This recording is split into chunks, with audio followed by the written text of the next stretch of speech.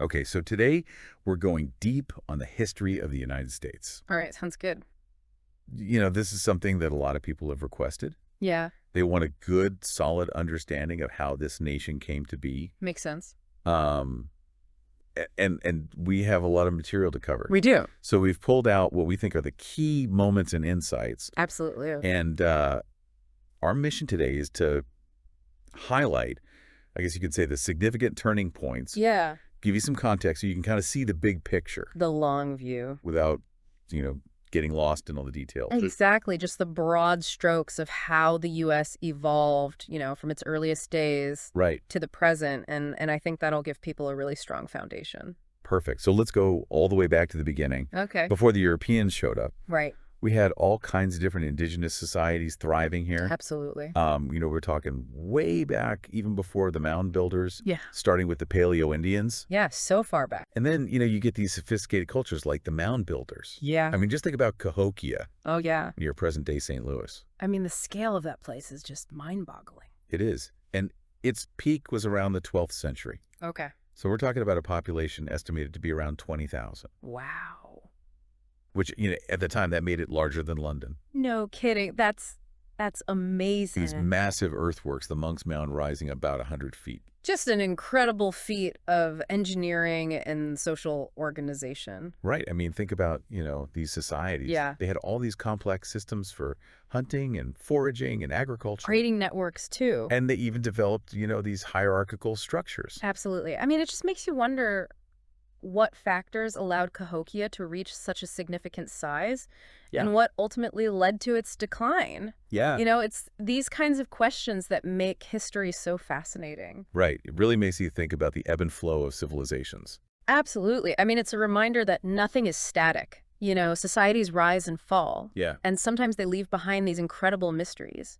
And it wasn't just the Mississippi Valley. Right. Like across the continent, from the northwest to the northeast, Yeah. there were numerous distinct groups. Each with their own cultures and languages and ways of life, Right. adapting to their specific environments. Totally. And, we also have to mention the native Hawaiians. Oh, yeah, of course. They settled those islands somewhere between 940 and 1130 CE. Okay. And then around 1200 CE, Yeah. Tahitian explorers arrived. Interesting. And that, began to further shape Hawaiian culture. Right. And they remained largely isolated until the British arrived. Wow. So for centuries, they developed their own unique tradition. Exactly. And then down in Puerto Rico, we have the Taino people. Okay. They were there by about 1000 CE. All right. And estimates suggest, there were somewhere between 30,000 and 60,000 of them.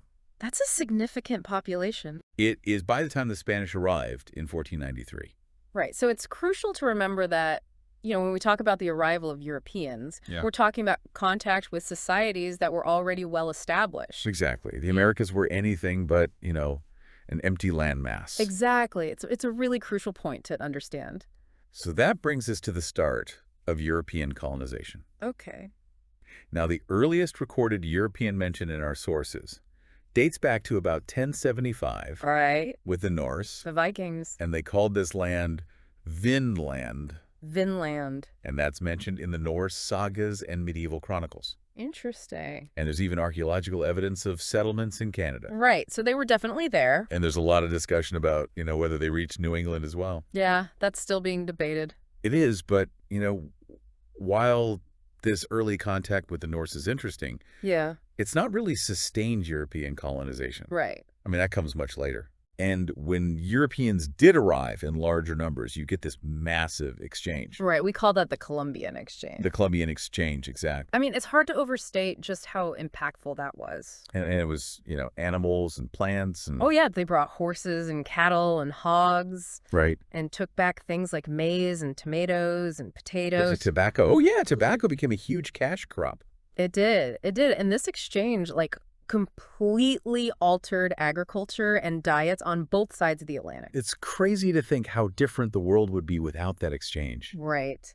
It makes you wonder, like beyond just the spread of disease, Yeah. what were some of the unintended consequences of this exchange? That's a really interesting question. It's like on the surface, you've got this exchange of goods. It sounds great. Yeah, it could be mutually beneficial. But we know that there was this devastating impact on the indigenous population. Oh, absolutely. Yeah. I mean, we can't forget about the impact of disease. I mean, while some of the Europeans, were affected by new diseases they encountered here, Yeah.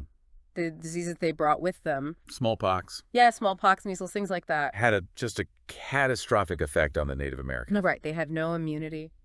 And they just experienced these massive epidemics. Decimating entire communities. And that happened, even before widespread European settlement began. It's a really tragic chapter. Yeah, I mean, it had this profound and disruptive effect on their social fabric and their economies and their ability to resist, further encroachment. Yeah, it's something that we really need to grapple with when we consider the history of this period. Right. And so following these initial contacts, Yeah. you start to see a more defined European presence. Okay. The Spanish were among the early ones. Right after Columbus. Yeah, after Columbus's voyages, starting in 1492 To the Caribbean. to the Caribbean, and then they reach what's now the U.S. Right. with Juan Ponce de Leon landing in Florida in 1513. And from there, Spanish expeditions, they explore vast territories, Really? reaching the Appalachian Mountains, the Mississippi River, Wow. the Grand Canyon, the Great Plains. That's a huge area. It is, and they lay claim to, huge swaths of land. And so it wasn't just the Spanish who were active. Right. I mean, the Dutch also established a presence in the mid-Atlantic. New Netherland. New Netherland, exactly, which later became New York. Right after the British took over. In 1664. And their main settlement, New Amsterdam. Of course, now New York City. New York City, one of the most important cities in the world. And that Dutch colony, created a bit of friction with the British colonies. Expanding to the north and south. Exactly, pushing in from all sides. Right. And we can't forget about the Swedish.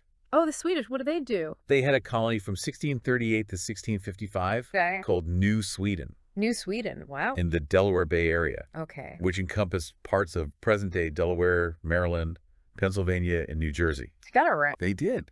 And they even built Fort Christina, which is now Wilmington, Delaware. Interesting. Now, Peter Minuit, who had actually been governor of New Netherland, led their initial expedition. So he switched sides.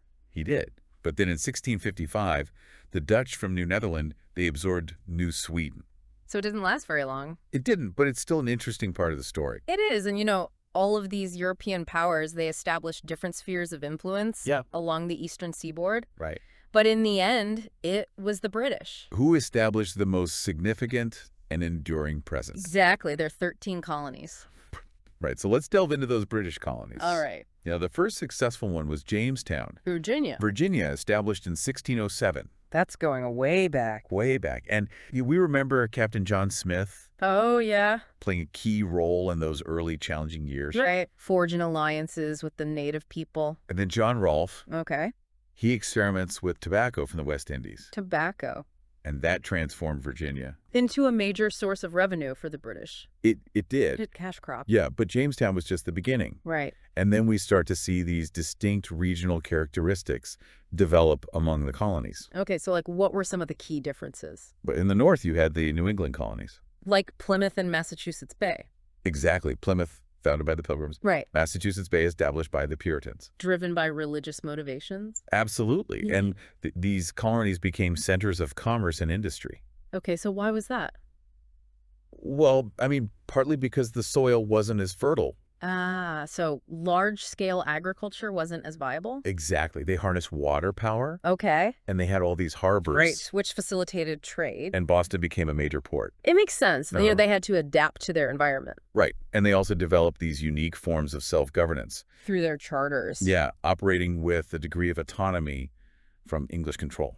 Interesting. So they had a taste of independence early on. And then further south, we had the southern colonies. Virginia, Maryland.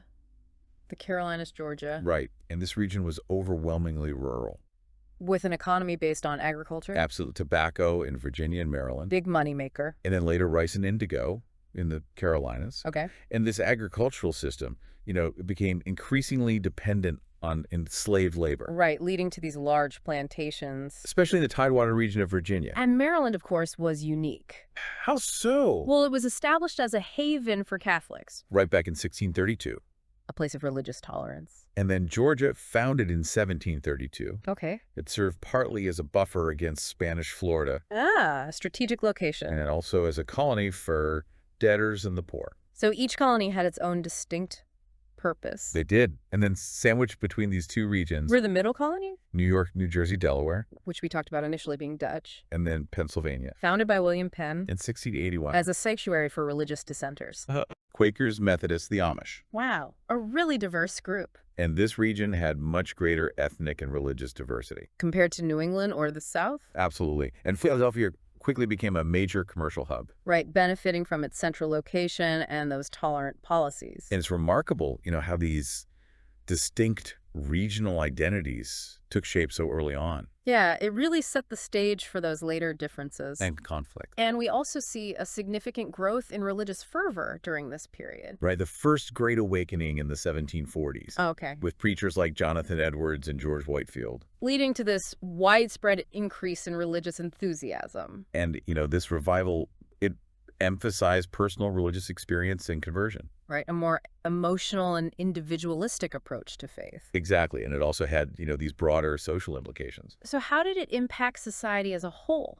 Well, for instance, you had evangelical preachers in the South Okay. who initially advocated for religious freedom Interesting. and even questioned the morality of slavery. Wow, so that's a pretty radical stance for the time. It is, although those views would later shift. Okay, so the relationship between religion and slavery was complex. Very complex. And it evolved over time. Now let's talk about how these colonies were governed. Okay. So each one had its own specific structure. Right.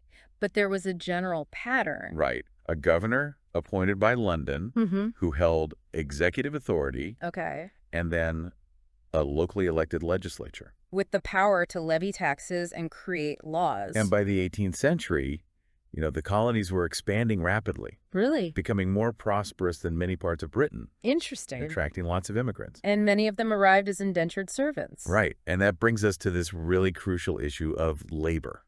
Okay, so we've got indentured servitude and we've got slavery. Right. Over half of all European immigrants to the colonies came as indentured servants. So they were working for a fixed period. Right. In exchange for passage and the promise of land afterward. But alongside that system, you have the gradual but inexorable growth of African slavery. Right, the first Africans arrived in 1619. And their initial status was somewhat fluid. But the institution hardened over time. Yeah. By the 1660s, fueled by the demand for labor on plantations. Slavery became a lifelong condition. And increasingly tied to race. And the children of enslaved mothers inherited that status. It's just this stark contrast between burgeoning ideals of liberty and the brutal reality of slavery. Yeah, a fundamental tension in American history. Absolutely. And as these colonies grew, and developed their own identity, Right. they started to clash with British rule. And this ultimately led to the revolution. Right, so what were some of those pivotal steps along that path? Well, there were a number of factors. Right. The British victory in the French and Indian War Yeah? led to the Royal Proclamation of 1763. Which was intended to organize the newly acquired territories. Right, and prevent conflict with Native Americans. By restricting colonial expansion west of the Appalachians. But that really upset a lot of colonists. They felt entitled to that land. Right. And then the British Parliament starts imposing direct taxes on the colonies. Without their consent. Without their consent, the Stamp Act of 1765. Yeah, that caused a lot of uproar. No taxation without representation. Right. They argued they shouldn't be taxed by a parliament where they had no elected representatives. And then you have the Boston Tea Party. In 1773. A direct response to the tea tax. Yeah. And the British reaction, the Coercive Acts. Which the colonists called the Intolerable Acts. Really inflamed the It curtailed self-governance in Massachusetts. And placed it under military control. That was seen as a direct assault on liberty. And these actions really galvanized those patriot leaders. Yeah, across the colonies. And so they convened the First Continental Congress Okay. to coordinate resistance. So they called for a boycott of British goods. Right. They articulated their rights and grievances and petitioned the king. But their appeals were ignored. And so in April 1775, the war begins.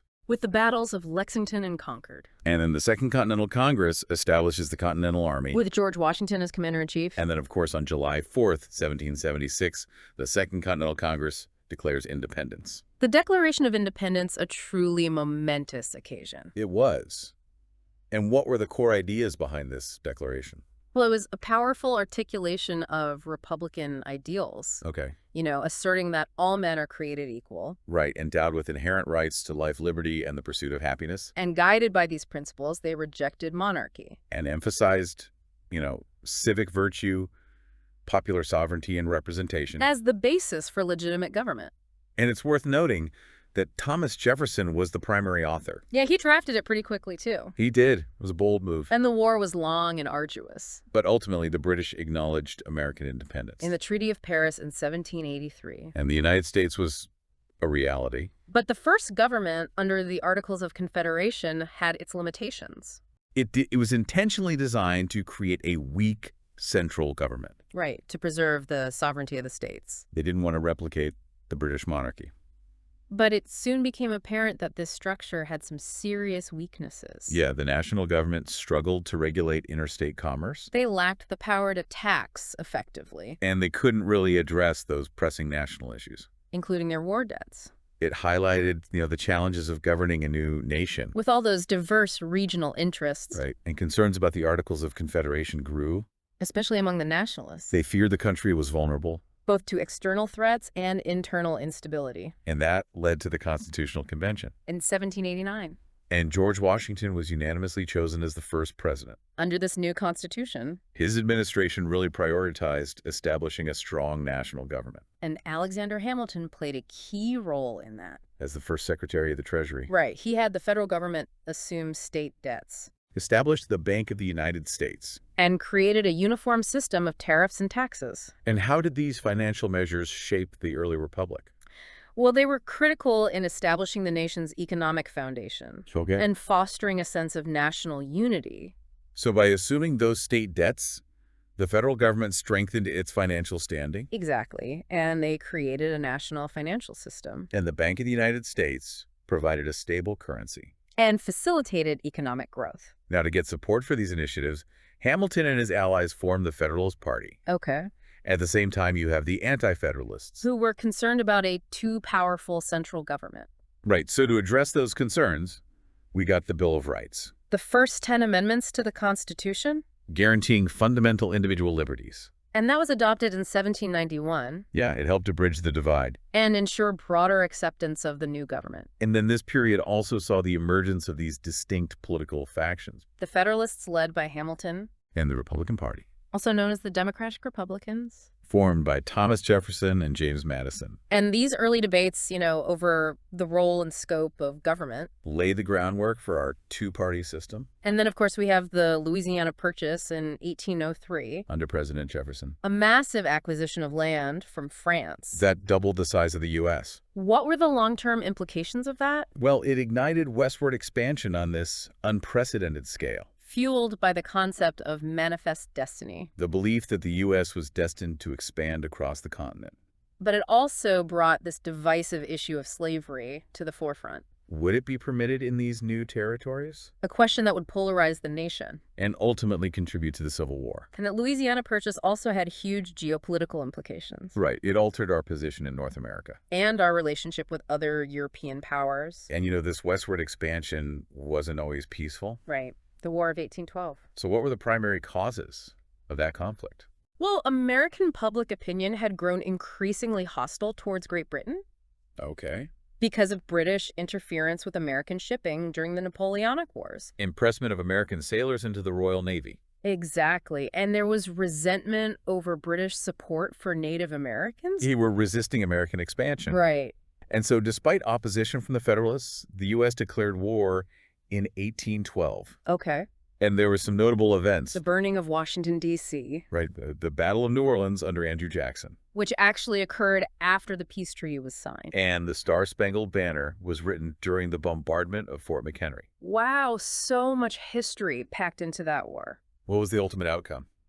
Well, the Treaty of Ghent largely restored the territorial status quo, Okay. but the war had a huge psychological impact. A second war of independence. It really solidified American sovereignty. And it ended major Indian resistance to westward expansion. And it contributed to the decline of the Federalist Party. Right, they had opposed the war. Right. And after the War of 1812, we enter this period sometimes called the Era of Good Feelings, A sense of national unity. under President James Monroe, But tensions were still simmering especially over the issue of slavery. as the nation continued its westward expansion. Right. And we also see the influence of the Second Great Awakening A major Protestant religious revival that led to a surge in church membership. and the formation of new denominations. And it really inspired social reform movements. Most notably, abolitionism This growing moral opposition to slavery in the North. became a central factor in the division between the North and South. And as the country pushed westward, that division only deepened. The Indian Removal Act of 1830 led to the forced relocation of Native American tribes. Including the tragic Trail of Tears. Yeah, a stark example of the human cost of expansion. Then we have the annexation of Texas in 1845, And the Mexican-American War.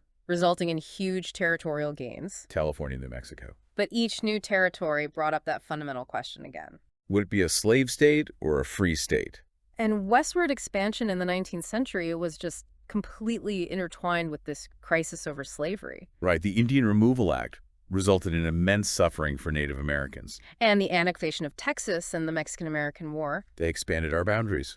But they also intensified the debate over the balance of power between slave and free states, And events like the Dred Scott Supreme Court decision in 1857 which denied citizenship to people of African descent. and declared federal restrictions on the expansion of slavery unconstitutional That just further inflamed sectional tensions. and pushed the nation closer to civil war. And it all culminated in the election of Abraham Lincoln in 1860. For many in the South, this was the final straw, They began to secede from the Union, forming the Confederate States of America. which led to the outbreak of the Civil War in 1861. With the Confederate attack on Fort Sumter, The Civil War was a brutal and transformative period. a conflict fought over states' rights and the institution of slavery. The Union victory at Gettysburg in 1863 was a turning point, And later that year, Lincoln issued the Emancipation Proclamation.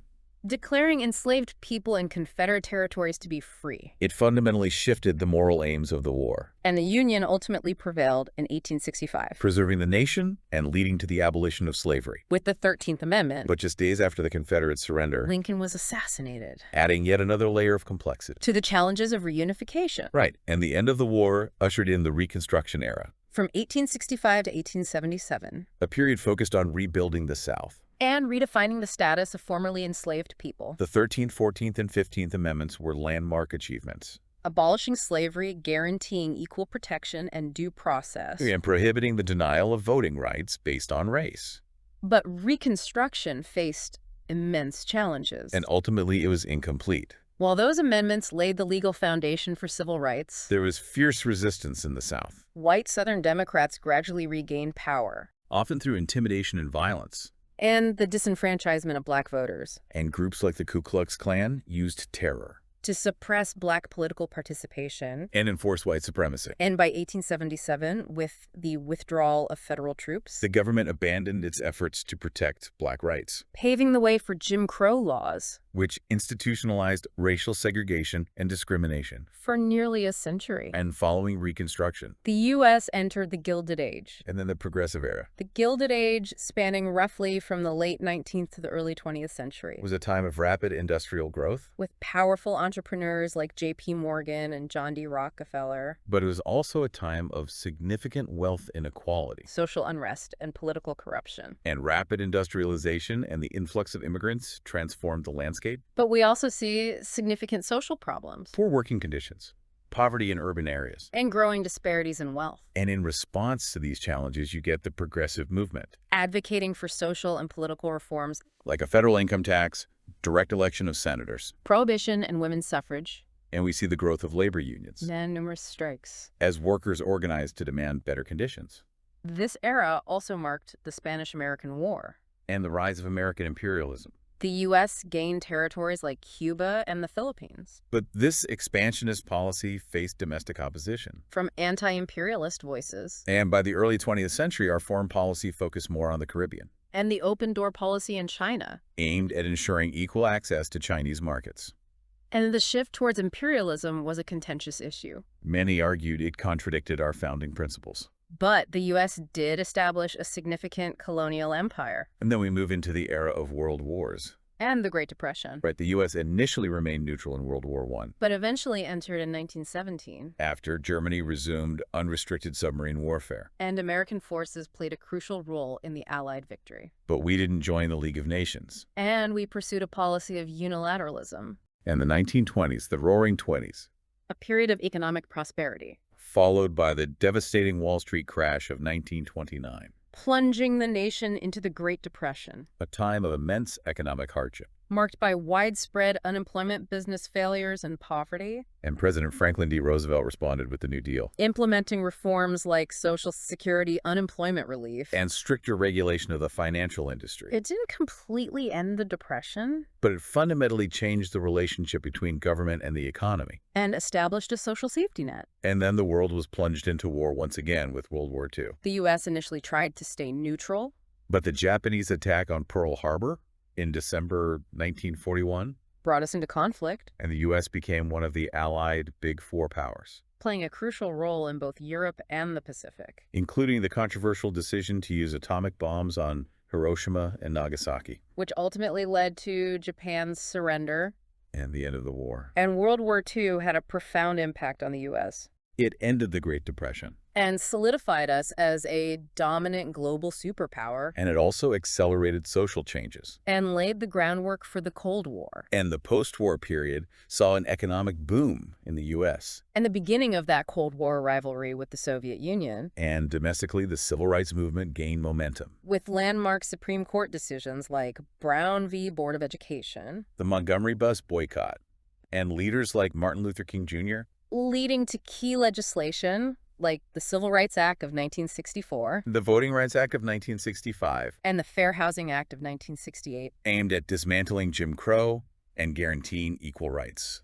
But the civil rights movement was a long and arduous struggle. And the pursuit of true equality continues today. We also see the rise of the counterculture movement. And growing anti-war sentiment fueled by Vietnam. Which deeply divided the nation. And then, of course, the Watergate scandal. Leading to Nixon's resignation. And further eroding trust in government. And moving into the contemporary era from 1981 to the present. We have the Reagan era and the end of the Cold War. Leaving the U.S. as the sole global superpower for a time. The Clinton administration and a period of economic expansion. The presidency of George W. Bush, largely defined by 9/11. And the War on Terror. The Obama administration and the Great Recession. And significant policy initiatives like the Affordable Care Act. The Trump administration and increased political polarization. A shift in national priorities. And, of course, the unprecedented challenges of the COVID-19 pandemic. Which continued under the Biden administration. And the Biden administration has also navigated the withdrawal of troops from Afghanistan. And those persistent domestic divisions. Yeah, the contemporary period is marked by rapid technological advancements. Globalization. And significant shifts in the global political landscape. Issues like economic inequality, social justice, climate change. And the role of the U.S. in a multipolar world. These remain central themes of our time. As does this heightened political polarization we've observed. Absolutely. So as we wrap up this deep dive into U.S. history, several key themes emerge. I mean, we've traced this journey from colonies to an independent nation. That enduring struggle for fundamental rights and equality. The transformative impacts of industrialization and global conflicts. And the continuous evolution of American society. And its place in the world. And it's a history characterized by both remarkable progress and persistent challenges.